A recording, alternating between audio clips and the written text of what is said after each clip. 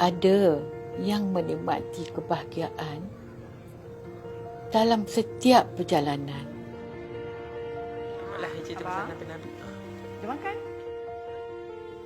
Ada yang terpaksa menempuh cabaran dalam menjalani kehidupan.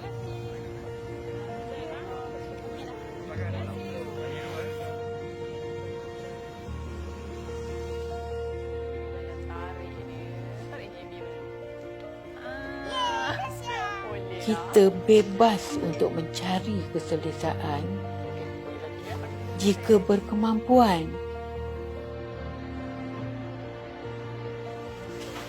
Ni saya ada sedekah, Iman. Saya sedekah bulan Ramadan ni. Ambil lah. Terima kasih ya. Sama-sama. Ada yang sedang mengharung panas dan hujan demi kelangsungan.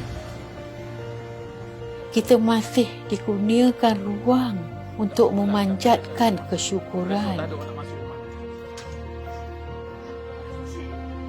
Kerana ada yang terus rapuh diuji dengan kesempitan.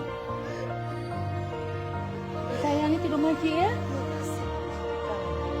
Yang berat, kita pikul bersama. Yang ringan, kita syukuri sentiasa. Walau melodi kehidupan terpincang tanpa dirancang, kewarasan harus mengatasi kegelisahan. Kerana cabaran bukan rintangan.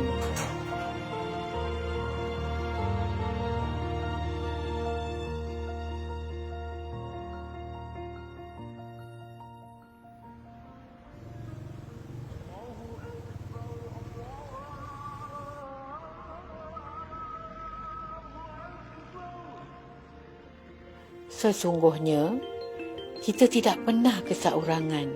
Assalamualaikum, Ngah. Waalaikumsalam. Dah berbuka ke? Dah dengan mak ni. Awak tu dah buka ke belum? Tengah berbuka lah ni. Kat sini ada macam-macam lauk, Ngah. Ada ikan teli, ayam belada, bihun goreng. Semua ada lah. Pergi tak rumah Long esok? InsyaAllah kalau Ikram tak sibuk, Ikram datang. Ikram nak kena pergi dulu. Nanti apa-apa Ikram telefon balik Okeylah, hati-hati. Bye.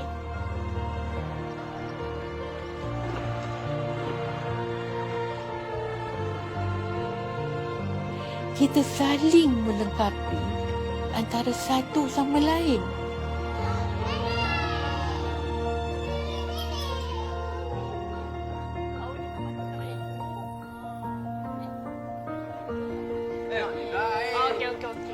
Ada. Malam pandai. Ada assistant tu. Abang Long orang. Tak apalah, Abang Long masak tak nak makan. Keindahan yang kita rasa bukan milik kita saja. Kerana tiada apa di dunia ini dijadikan sempurna